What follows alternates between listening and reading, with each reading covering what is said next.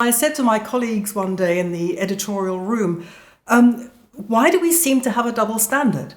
And there was a terrible silence, and I realized at that moment that I'd crossed a line. I had no idea what the line was or why I'd crossed it, but I realized I'd stopped being one of them and I'd become one of you.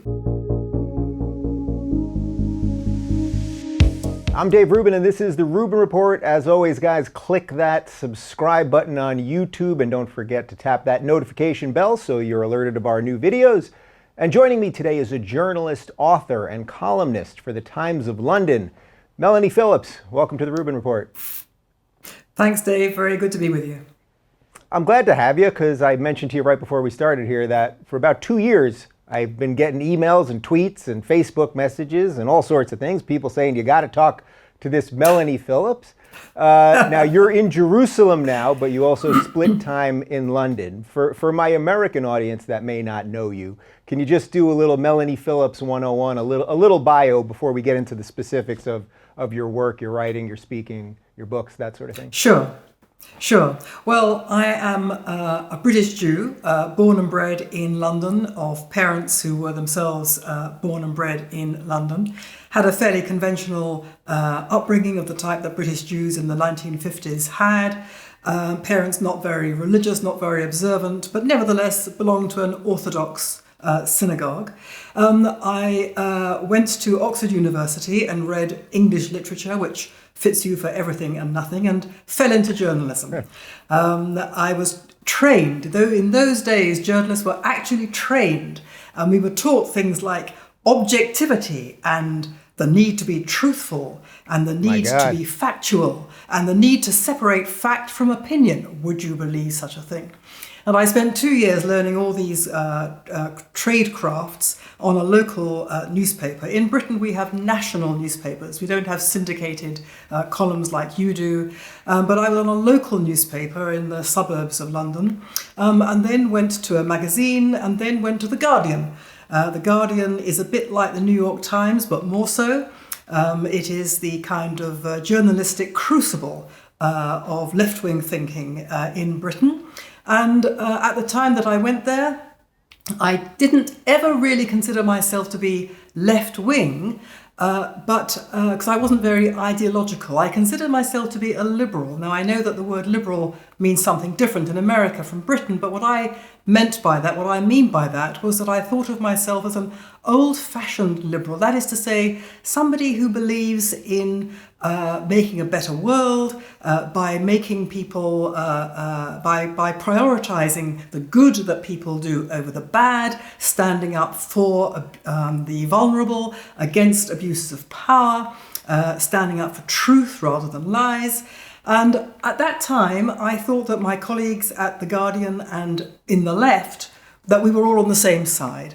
And we can talk about this in detail, but nevertheless, over the next few years, I realized that this was a big mistake, and that while I still believed in all those things, they were on the other side. They were the people who actually were the oppressors of the poor and vulnerable. They were themselves racist and anti-Semitic. And during this period, which took 10, 20 years, I changed also in the sense that I became more aware of my Jewish background, my Jewish identity. It became more important to me. And I became very, very aware of the enormity of the big lies being told about Israel. Would you believe I'd never been to Israel and never wanted to go until about the year 2000. The year 2000 was the first time I went. And I didn't particularly like it for various reasons. And then within 2 or 3 years, I had bought a place in Jerusalem because my life and my whole view of the world and my view of myself as a British Jew had completely changed. So that's a very short thumbnail sketch of my descent from being the kind of wise child of the left to being the she-devil of the Western Hemisphere. Yeah, well, I'm not sure how much you know about my story, but I think a lot of my audience is going, Dave, we've kind of heard this before, because that in many ways, although we're not the same age, we're not from the same country, the story that you just told of coming from the left, from a largely Jewish secular family, I mean, it's very much the same story. And I think in many ways our politics and the way you laid out what true liberalism is, really do line up. So can you talk a little bit, because I get this question constantly now, can you talk about when and why you started to see the split within the left towards socialism, progressivism, whatever you want to call it, versus the liberalism that you just described? Yes, well, there was one particular punctuation mark which really set me on this path, and it was in 1982. And it was when, in a conversation with my colleagues at The Guardian, I was an editorial writer, and I thought of them as being just like me, liberal in the best sense, committed to truth and reason, and decent people. And we had a conversation in which I was very troubled by what at the time seemed to me to be the disproportionate attention being paid to what Israel was doing in its war in Lebanon, which was a controversial war, but it was being portrayed falsely as a war of aggression, whereas I knew, and don't forget I'd never been to Israel and didn't really want to go and wasn't really my thing, but I knew that it was trying to root out the Palestinian Liberation Organization and stop it from attacking Israelis. And the PLO at that time was in southern Lebanon. But it was being represented falsely as a war of aggression. And at the same time, out of the woodwork came unbridled anti-Semitism, that we British Jews are all considered to be basically all sticking together in a clannish kind of way and defending Israel. And I was very troubled by this, and I was very troubled by the fact that The Guardian was spending such a disproportionate amount of its time in hurling terrible obloquy at Israel over all this, whereas at the same time, President Assad, the father of the current President Assad, had caused a massacre of his political opponents. Something in between 15 and 40,000 of his opponents were killed over the course of a couple of weeks. And that story didn't really have much traction at The Guardian. I couldn't understand. I was a different person then, didn't really understand what I was dealing with. And I said to my colleagues one day in the editorial room, why do we seem to have a double standard? And there was a terrible silence. And I realized at that moment that I'd crossed a line. I had no idea what the line was or why I'd crossed it, but I realized I'd stopped being one of them and I'd become one of you. Mm-hmm. And they said, well, of course there's a double standard. After all, they said to me, like you, and I became you, and by you they meant Israel, and I'd never been to Israel, like you, we in the West are brought up to believe in the sanctity of life, respect for human rights, human dignity, whereas people in the developing world are not brought up to believe any of those things. And so if they kill people, we cannot judge them by our standards. That would be racism. And I thought, what? And I said to them, what are you saying? That if one is unfortunate enough to be born and bred into the developing world, then one does not then have the same rights to life and liberty that we do. To my mind, that's racism. And they said, why are you so upset? We do you, and I became you again, the great honor of assuming that you are like us. You have the same moral standards as us. And what's more, you tell us that you, as the Jewish people, are morally superior to us. Now that is A, untrue, and B, it is sheer anti-Semitism.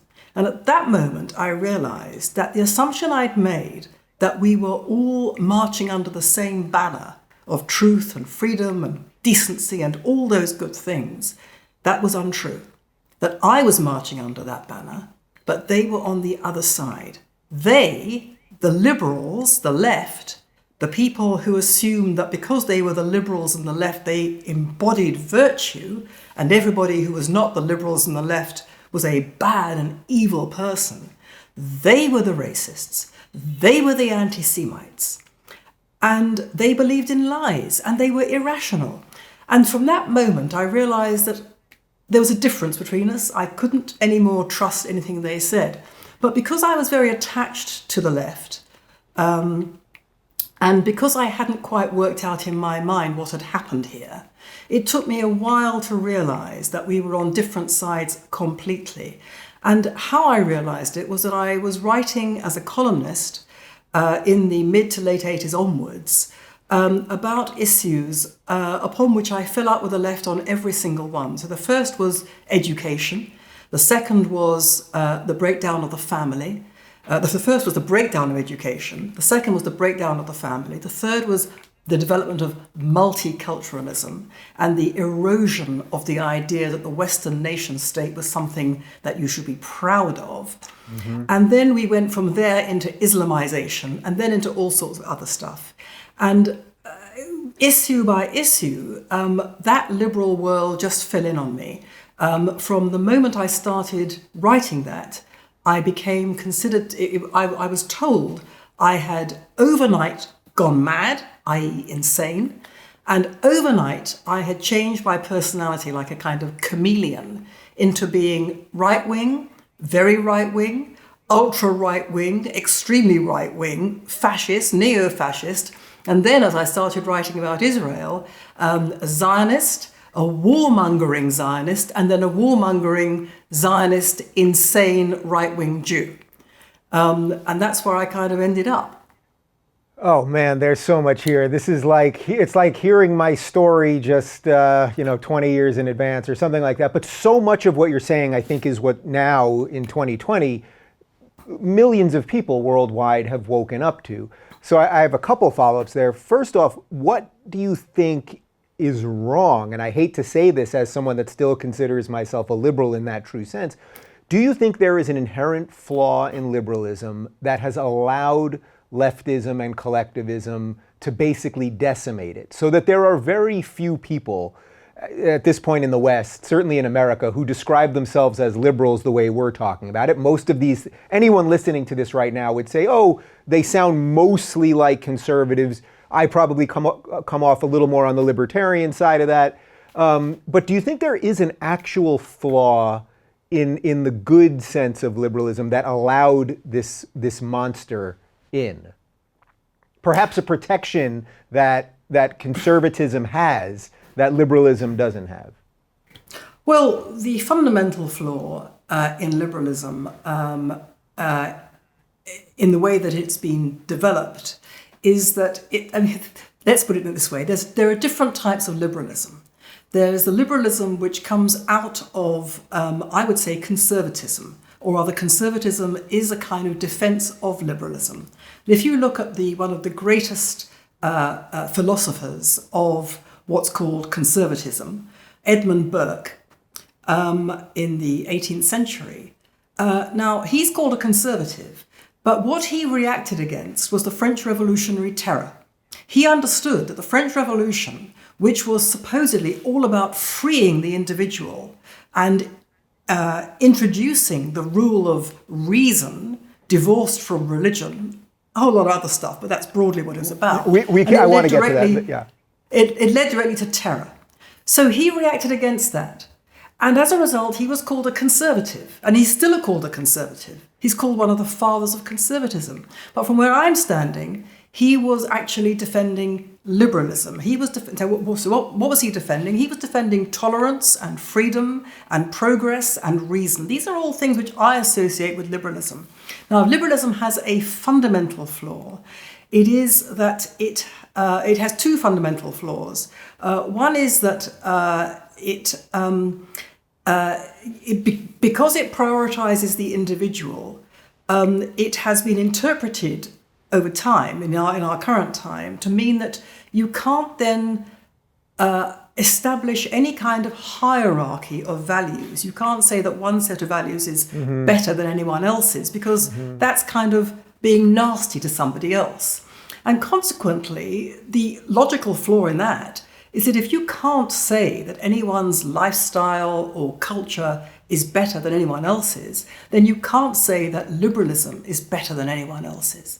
And consequently, you can't defend the fundamental liberal values of freedom of speech and tolerance of other points of view and freedom of religion and all those things which make a liberal, tolerant society, you can't defend them. You can't defend the equality of women. So when faced with, say, the Islamic world, as a liberal today, you cannot say that the West is better than the Islamic world, even though it is, because surely the enslavement of women must be worse than freedom for women and equality for women. So that is one of the essential, I think, contradictions in liberalism. That means that it's sort of going down the plug. Plus the fact that it's become a libertarian ideology. That is to say, it's taken the notion of the dignity of the individual and respect for the individual, which in my view is at the heart of liberalism. But in my view, that can only be enshrined by, paradoxically, a body of laws and moral values that are regarded as kind of binding on you. But if you detach the individual from those laws, then you get a kind of free-for-all. And once you have a free-for-all, then it's everyone out for him or herself, and then you have the strong dominating the weak. And then you get to a situation very fast, which is where we've got to, where you don't have a liberal society, you have a tremendously illiberal society. And that's made even worse by the fact that this kind of liberalism, or I would call it libertarianism, is actually an ideology. Now, what's an ideology? An ideology is where the power of the idea must trounce everything else. You can't ever say the idea is wrong. So if you come along with a load of facts and you say, well, this idea is wrong because here are the facts, here is the evidence that shows it's wrong, well, the ideology says you must be wrong. There can be no challenge to the ideology. And so you have to be stopped, you have to be suppressed, because the ideology of liberalism is that it's bound up with the betterment of humanity, the perfection of the world. So anyone who stands against that isn't just wrong, they're actually evil. And if they're evil, they have to be stopped. And so you have this phenomenon in which we have people who purport to be liberal, who are stamping out free expression on our campuses, preventing people from speaking, which is absolutely the absolute antithesis of true liberal values. And that's the paradox of liberalism. It's become an illiberal ideology.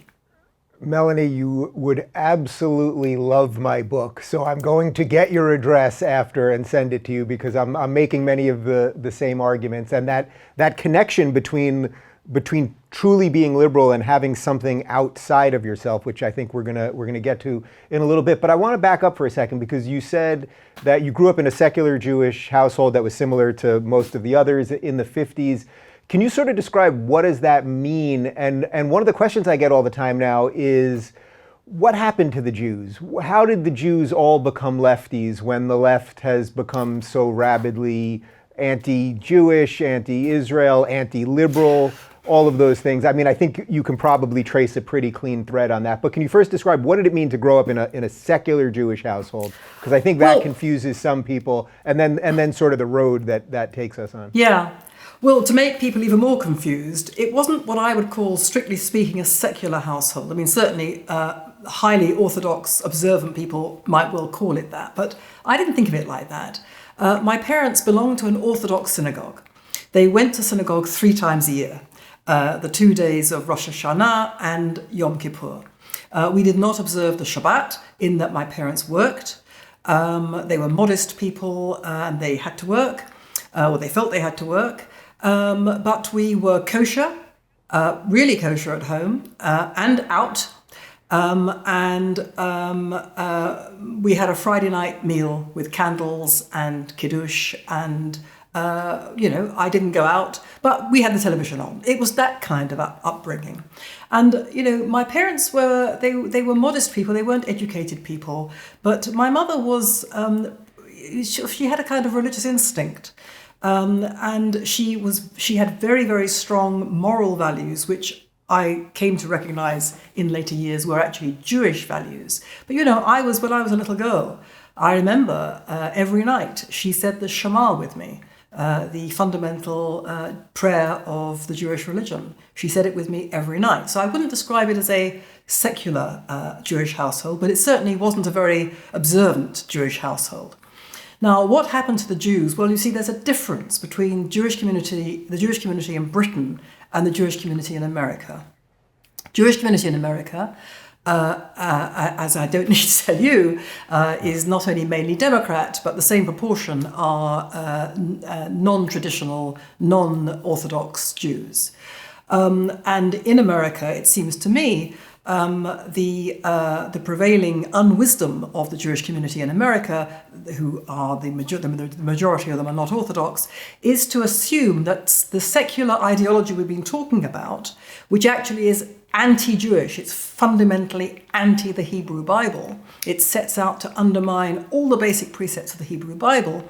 The American Jews, the 70% who are progressively minded or secular, they've told themselves those are Jewish values. They've kind of squared the circle so they can be good Jews and believe in stuff which is basically anti-Jew. Now, that's disastrous for American Jews. I don't need to tell you, but in Britain it's very different. In Britain, something like between 60 and 70% of British Jews have, for the last several general elections, voted for the Conservative Party. They are not the equivalent politically of your Democrats at all. But they voted to the Conservative Party mainly through their sort of pocketbook, really. But they have at the same time, like so many conservatives in Britain and so many Republicans in America, they've kind of absorbed, like a kind of osmosis, the prevailing liberal unwisdom about a whole range of cultural issues. But they're not very political, they're not very ideological at all. So they're quite different from American Jews. However, the rates of assimilation in Britain are pretty awful. More and more people are just dropping out from Judaism altogether, or belonging to progressive denominations where their children marry out non-Jews and they themselves drop out. But it's more a kind of process of sort of demographic attrition rather than the embrace of an ideology which is actually inimical to Judaism, which is, I think, what characterizes so many American Jews. Okay, so there's many directions we could go from there, but if we were to sum up everything we're talking about, when you see what is happening across the world right now and how liberalism has sort of failed, and that what that then probably leads to is sort of some version of right-wing authoritarianism or something like that, if you agree with that premise, what can we do? If you want to save liberalism right now, what can people do? Well, it's this paradox, again, that to save liberalism, you have to be conservative. And I do believe that the problem, that the sort of death throes of liberalism have been caused not just by the what's happened to the left or the progressive circles in the West, but by the fact that the people who are supposed to be defending the West against this onslaught have thrown in the towel a long time ago, largely through ignorance.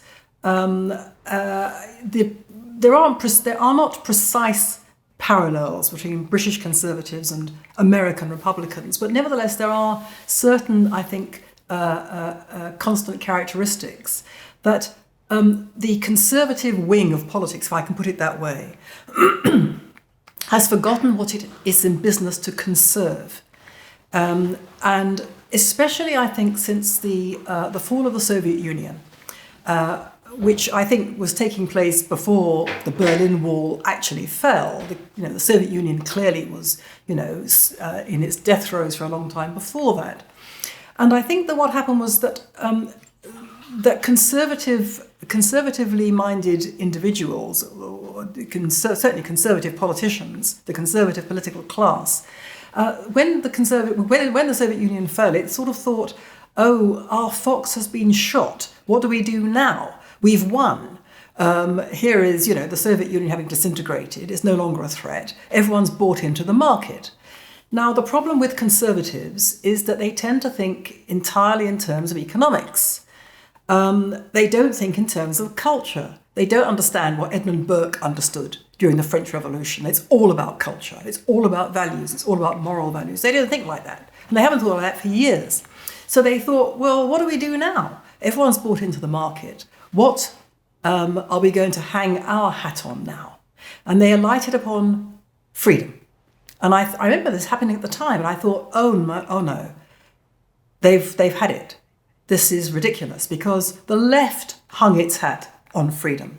So what happened was that while the left venerated and worshipped the shrine of personal, individual freedom, freedom to do exactly what I like, behave as I like, have the values that I like, and no one can tell me that I'm wrong, conservatives said that everything that's good in the world is going to be delivered by the free market.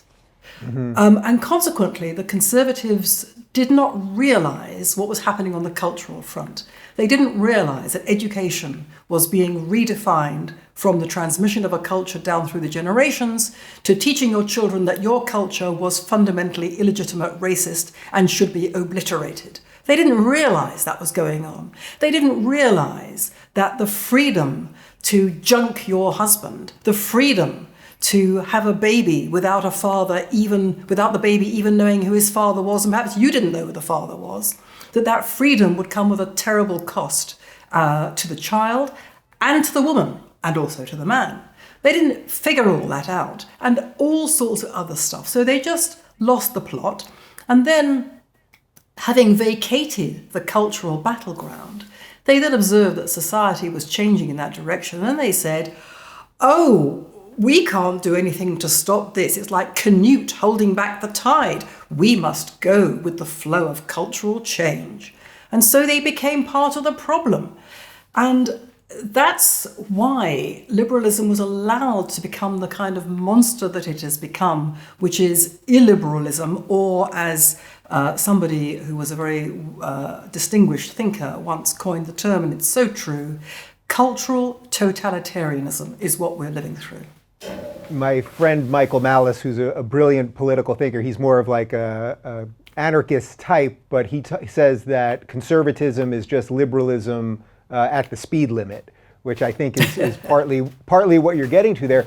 Do you sense that something has shifted, though? Because I do sense right now that it's partly because of Trump, maybe 90% because of Trump, although maybe Trump is just the symptom of it, but that conservatives have started to understand the cultural part. I think there is a sense of, if you look online, the things that are fun and funny and the memes and comedy, the left has destroyed all of these things through its totalitarian view. And the things that are actually interesting right now are things that are coming out of more right-leaning circles. Do you credit Trump for breaking through that thing in a way that the conservatives would have never done otherwise? I think the election of Donald Trump was the outcome of a change that had already taken place. That is to say, I think that there were two shoes that fell, if that's the right metaphor, in 2016. One was the Brexit vote in Britain, and the other was the election of Donald Trump.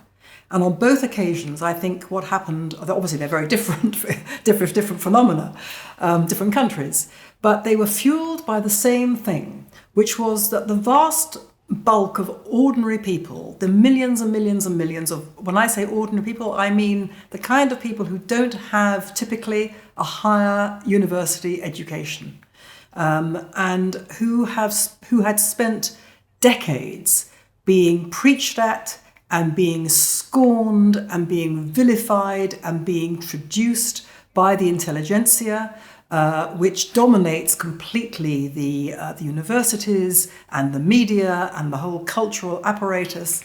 And more than that, dominated politics, because even so-called conservatives, the Conservative Party in Britain, the Republicans in America, didn't really differ that much in these cultural issues from the left. And they were all basically saying to the people, you don't know what you're talking about. You're just rednecks. You're just stupid. Mm-hmm. You don't even have a university education. You're bigoted. You don't like immigrants. You're racist. So the things that ordinary people value, which is community, which is the attachment to their country, patriotism, love of their country, and the kind of instinctive understanding that a country and a culture is made up of people who share your own values. They don't have to look like you. They can be different colour faces from you. They can be of different ethnic backgrounds from you. But at some important juncture, they share the most important values of that society and that culture, which means that you're all basically sharing the same cultural experience. You're all attached to the nation. You all understand what it means to you. Now, that understanding, that cultural attachment, was vilified as racist and xenophobic by virtually the entire political class. Mm-hmm. And when Brexit happened, it was this monumental revolt by all those millions who said, we've been given a vote now, and we can now use this vote for this issue. We want our country and our culture back. And they voted to leave the European Union and restore Britain as an independent, democratic nation, governing itself for the first time for decades. And when that happened, on that morning of that vote, when I woke up and realised that that vote had happened, I had two thoughts. The first thought was, oh my goodness, there is a chance that Britain can survive after all. And my second thought was, the intelligentsia will never allow it to happen. And for the following 3 years, we have had this titanic fight in Britain to reverse the Brexit vote. And then a few months later, the election of Donald Trump happened. And in America, it seemed to me, your intelligentsia, your political class, had a very similar reaction, but rather more, I would say, violently expressed, rather more extremely expressed. But nevertheless, the same thing. How could this have happened? This can't be true. This can't have happened. The people are stupid. The people got it wrong. We have been robbed of our natural inheritance, which is a democratic presidency in eternity. And they didn't understand and would not accept that the people had got it right. The people wanted their country back. They wanted again the rule of law. They wanted immigration to be enforced so that they would again have borders that meant something. Without borders, you cannot have a nation. They didn't want their cultural values trashed the whole time. They didn't want to be told that America was the rogue state of the world. They wanted to be told that America was the exceptional nation again, and that America stood for values of which they could be proud and which they would want to have other people emulate. That's what they wanted when they voted for Donald Trump. Now, whatever you think about Donald Trump, whatever you think about him, that is what people voted for. And you know, ever since you've had this tremendous fight to get that man out of office by hook or by crook. And it's the same thing. It's the class who feel that not only are they entitled to rule according to their own lights and their own values, but that it's a kind of offence against nature that they shouldn't do so. And they have a kind of moral duty. They feel they have a moral duty to reverse Brexit, to get Trump out of office. And so that's where we are. The fight is absolutely still on. And who knows how it's going to end? I do not know how it's going to end, obviously. And also, I think that, you know, even if Brexit happens, I say even if because even now I'm not sure.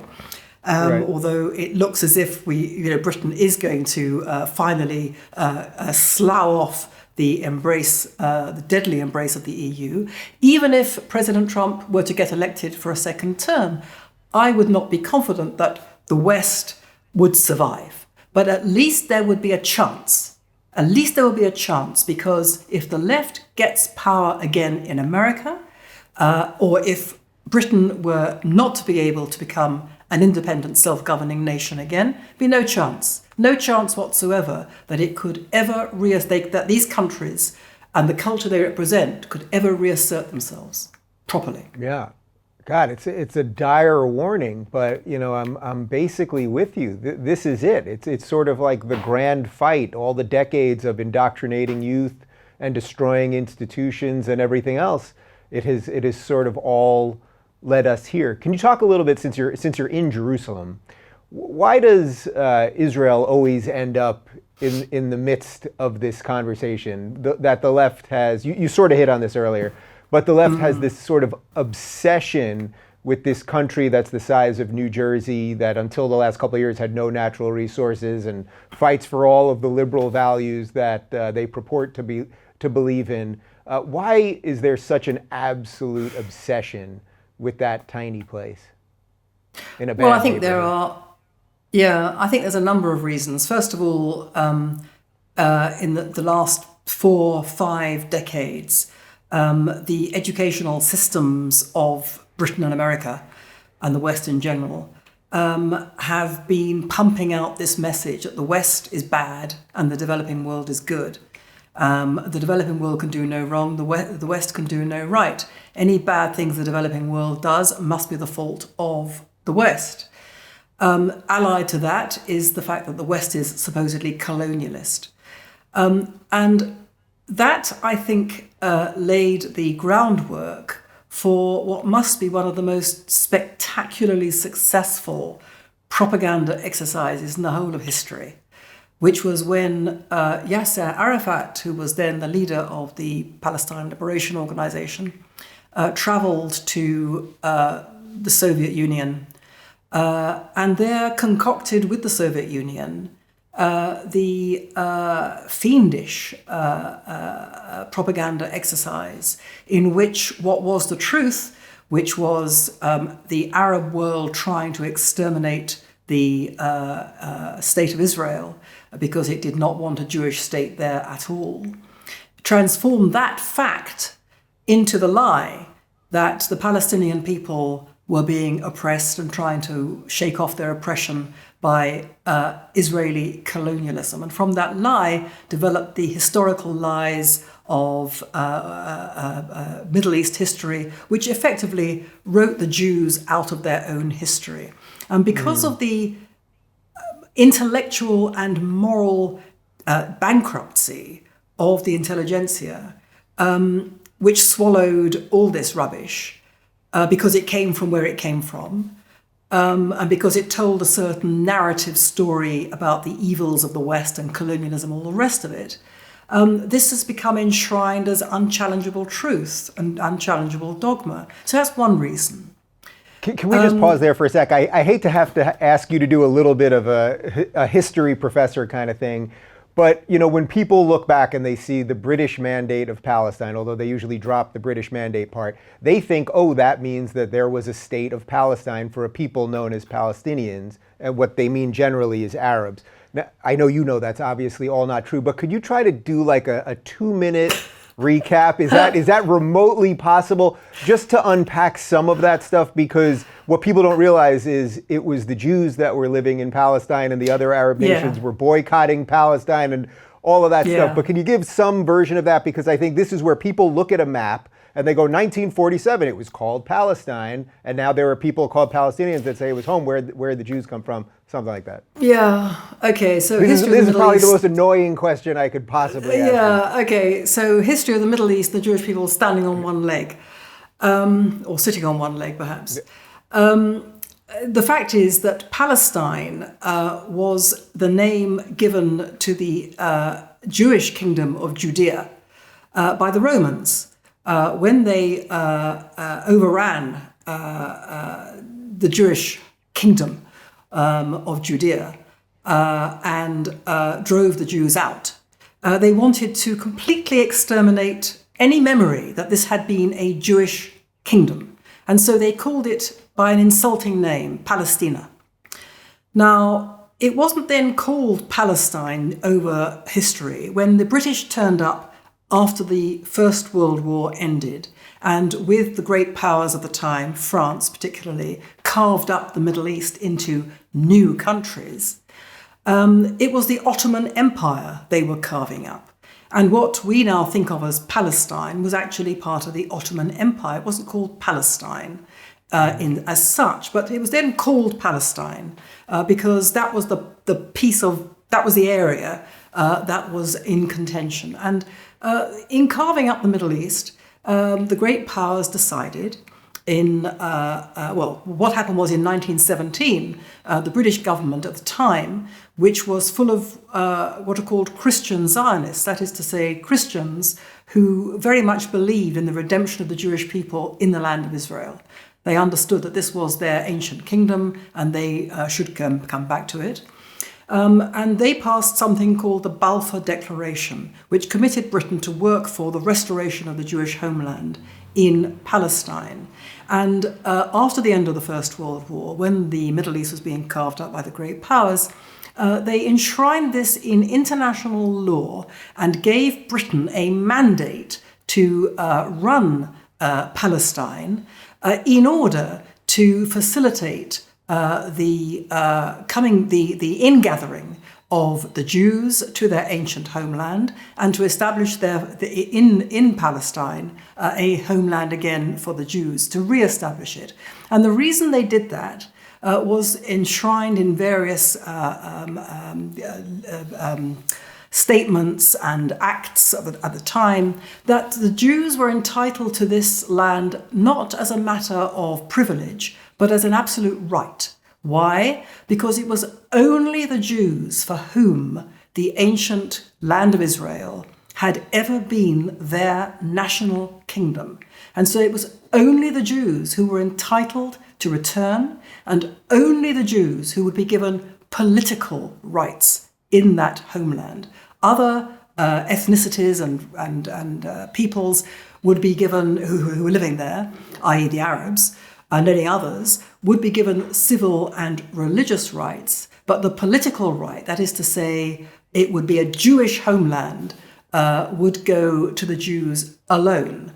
And what happened then was that Britain had this internationally binding duty to bring the Jews back and to establish the Jewish homeland. But the Arabs, who were incited by what we would now call Islamist extremists, who were kind of invented around that time in the sort of political way that we understand them today, basically started to attack and to murder and to commit pogroms against both the Jews and the British. And to cut a very, very long story short, the British kind of threw in the towel and decided that the only way they could solve this problem and stop their own people being killed and stop the killing was to divide the land. So having been given this internationally binding duty to bring the Jews in and establish their homeland in what was called Palestine, which consisted, by the way, of what is now Israel, the disputed territories called the West Bank and Gaza, the Jews, under international law, were entitled to settle all that land. So the British basically ripped that up and said, we'll give part of that land to the Arabs. You can have an Arab state alongside the Jewish state. And the Jews said, okay. And the Arabs said, you must be joking. We want the Jews gone. And that has been the story of Israel and the Arabs from that day to this. Time and again, the Arabs have been offered a state alongside Israel called a Palestine state, a state of Palestine. Time and again, on every one of these occasions, the Israelis, the Jews before them, before it was Israel, have accepted. On every one of these occasions, the Arabs have not only rejected it, but have redoubled their attempts through terrorism, through war, to obliterate the Jewish state. That is the story, in a nutshell, of the region. And it's why when you realize that story, and there's a lot more to that story than I've been able to give you in this little nutshell, you realize the magnitude of the big lie about Israel. And then you realize something else, that if so many people have accepted this lie, then it follows that they really cannot distinguish between truth and falsehood at all. They are really gullible and credulous and stupid and irrational. And that explains quite a lot about why the left is where it is today as well.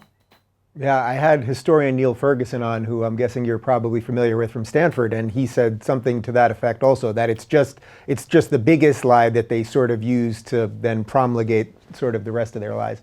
So I have one more for you with all of this in mind, which is, are you hopeful? You know, when you mentioned that the morning of Brexit, that you had those two thoughts, you sort of lit up for a second, because I think it was the realization that, you know, we the people actually do have some capacity to control our lives, and maybe the elites and the intelligentsia and the rest of it don't automatically own us. And I think a lot of people right now are just completely worried that our countries are slipping away, and all of this stuff. Yeah. So are you hopeful? Do you consider yourself an optimist? Are you a pessimist? Are you somewhere in between? I have to tell you, in all honesty, I'm not normally considered to be a little ray of sunshine. I'm normally considered to be, you know, Mrs. Apocalypse Now. I've seen some of the clips.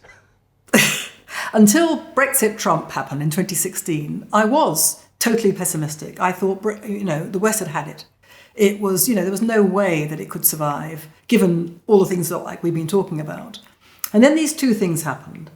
And then we've had this tremendous fight over Brexit, over Trump, still going on. Who knows how those fights really are going to end?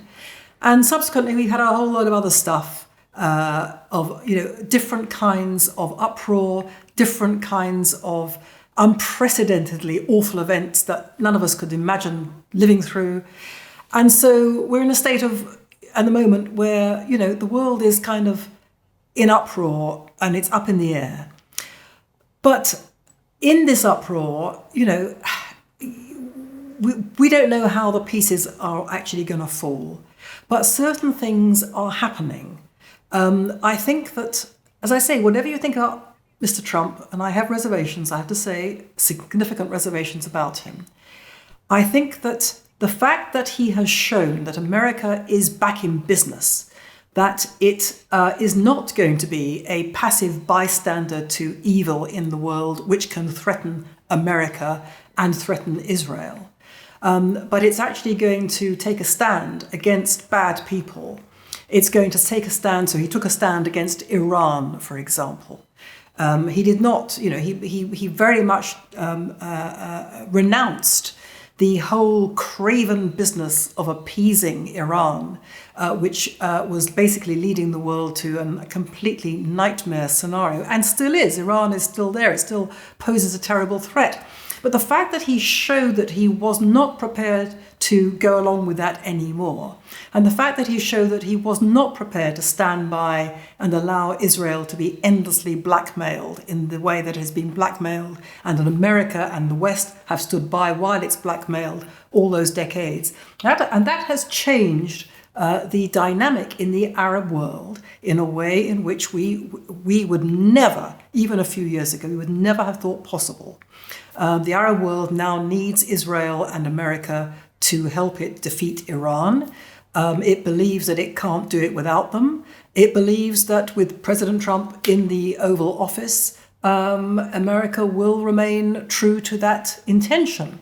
And so that immediately changes the whole dynamic vis-a-vis Israel. So from that point of view alone, that is a source of considerable optimism. That's not to say it's going to be plain sailing at all, or that there won't be terrible bumps along the way, or that Iran won't suddenly go completely berserk and do terrible things. But it does mean that there's more optimism than there was. And on the cultural front, similarly, you know, the onslaught by the left, the onslaught on freedom and on decency and on morality and on truth is accelerating. No question about that. The madness of identity politics veers from one lunacy to another. But they're losing.